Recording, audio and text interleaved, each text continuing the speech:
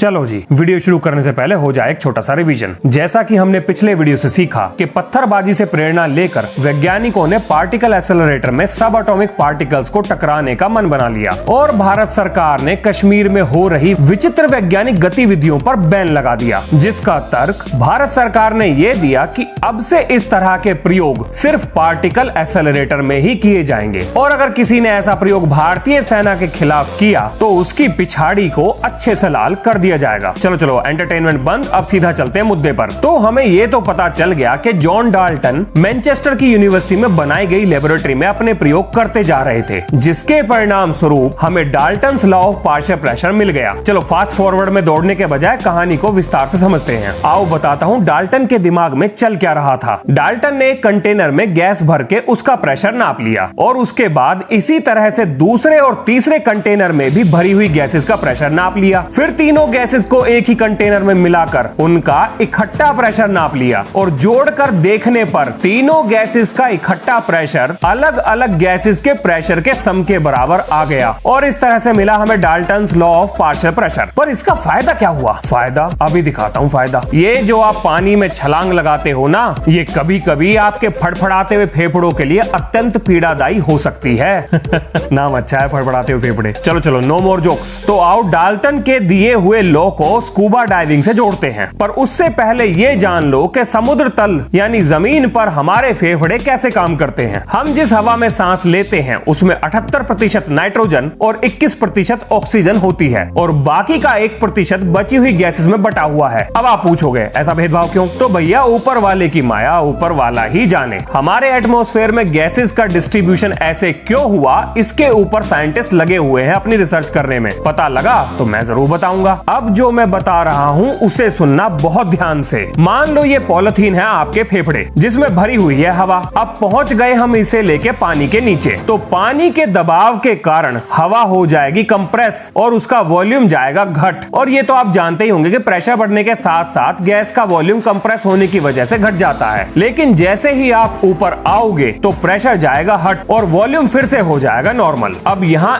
एक जरूरी बात को बताना बहुत जरूरी है और इसे याद रखना, ये आगे चल के बहुत काम आएगी। एक फिक्स वॉल्यूम में गैस के मॉलिक्यूल्स का नंबर ना तो बढ़ेगा और ना ही घटेगा। अब जान लो आगे की कहानी के 3 मेन कैरेक्टर्स के बारे में। पहला है आपके फेफड़े, दूसरा है आपके फेफड़ों में भरी जाने वाली हवा और तीसरा है गहराई में जाने के कारण फेफड़ों पर लगने वाला दबाव यानी प्रेशर। सुनने में सब सही लग रहा होगा, यहाँ क्या गलत हो सकता है? गलत अब होगा सत्यानाश, मतलब समझो लंका लग गई। अब देखो आपके फेफड़ों को आदत है फिक्स वॉल्यूम के हवा की। अब जब आप ऑक्सीजन सिलेंडर लगाकर पानी में नीचे जाओगे तो पानी के द्वारा आपके शरीर पर पड़ने वाले दबाव के कारण आपके फेफड़ों में गई हुई हवा हो जाएगी कंप्रेस, जिसकी वजह से उसका वॉल्यूम जाएगा घट। और क्योंकि फेफड़ों को फिक्स वॉल्यूम की आदत है तो वो वॉल्यूम को फिक्स करने के लिए सिलेंडर से खींच लेंगे ज्यादा हवा। ना फेफड़े कोई कॉम्प्रोमाइज नहीं करेंगे, उन्हें जितनी हवा चाहिए उतना वॉल्यूम वो ले ही लेंगे। उदाहरण के लिए मान लो कि आपने कंप्रेस की हुई 2 लीटर हवा अपने फेफड़ों में भर ली, कोई दिक्कत नहीं है। उसमें से ऑक्सीजन और नाइट्रोजन आपके शरीर के अलग अलग हिस्सों में चली गई, यहाँ भी कोई दिक्कत नहीं है। लेकिन जब आप पानी से बाहर आओगे और प्रेशर होगा कम तो ये अलग अलग हिस्सों में घुसी हुई हवा कंप्रेशन से बाहर आने के कारण जाएगी फैल, क्योंकि बाहर आने पर अब आपके शरीर पर पानी का दबाव नहीं है। और क्योंकि आपके शरीर में ऊपर वाले ने ऐसा कोई जुगाड़ फिट नहीं किया कि आप इस फैलती हुई हवा से होने वाली दिक्कत को झेल सको, तो इसलिए यह पता नहीं अब कहां से निकलेगी। अरे मेरा मतलब है सही जगह से तो निकलने वाली नहीं है और यही बनेगा शरीर में होने वाले दुख दर्द का कारण। और इस समस्या को हम बोलते हैं बैंड्स यानी डीकंप्रेशन सिकनेस। तो अगर आप इस गैस के द्वारा दिए जा रहे अत्याचार से बचना चाहते हो तो मेरी बात बड़े ध्यान से सुनना। अब आपको ये पता होना चाहिए कि यहाँ विलन है कौन। तो इस कहानी का विलन है नाइट्रोजन, क्योंकि ऑक्सीजन को तो बॉडी कर लेगी इस्तेमाल, लेकिन प्रेशर की वजह से नाइट्रोजन जाएगी ब्लड में घुल। अब क्योंकि नाइट्रोजन बस चुपचाप जाकर बैठ गई है तो वो करेगी मौके का इंतजार। कौन से मौके का? बाहर निकलने का। और जैसे ही आप पानी से बाहर आओगे नाइट्रोजन फैल जाएगी, जैसे खिलौनों की दुकान में खिलौना ना दिलाने पे बच्चे फैलते हैं। तो इन सब चीजों से बचने के लिए क्या किया जाए? तो इससे बचने के लिए सिलेंडर्स में मिलाई जाती है नाइट्रोजन की जगह हीलियम। हीलियम भी इनर्ट है लेकिन वो नाइट्रोजन की तरह बाहर आने पर एक साथ फैलने के बजाय जैसे जैसे धीरे धीरे आप पानी से ऊपर आओगे, ठीक उसी तरह से वो धीरे धीरे आपके शरीर से बाहर निकलती जाएगी, और वो भी बिना किसी दुख दर्द के। चलो एक बार सारी चीजों को दोबारा जोड़ते हैं। डाल्टन ने कहा कि गैसेस के मिक्सचर के द्वारा लगाया गया प्रेशर हर एक गैस के द्वारा लगाए जा रहे प्रेशर के सम के बराबर होता है, जिसे हम Dalton's law of partial pressure कहते हैं। अब आप पानी में जितना गहराई में जाओगे उतना ज्यादा प्रेशर बढ़ेगा। प्रेशर बढ़ा तो फेफड़ों में गई हुई हवा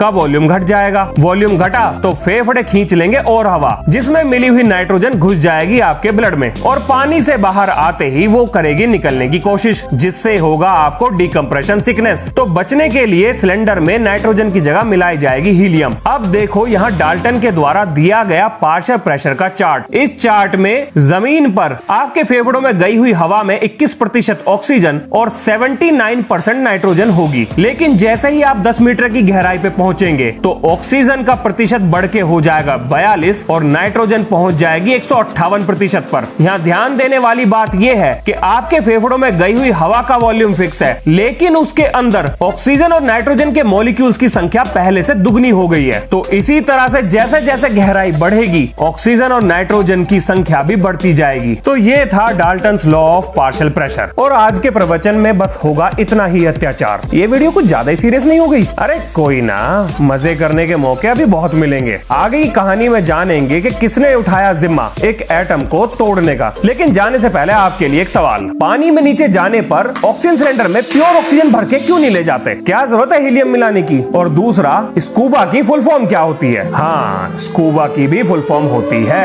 मिलते हैं नेक्स्ट वीडियो में। जय हिंद, जय भारत।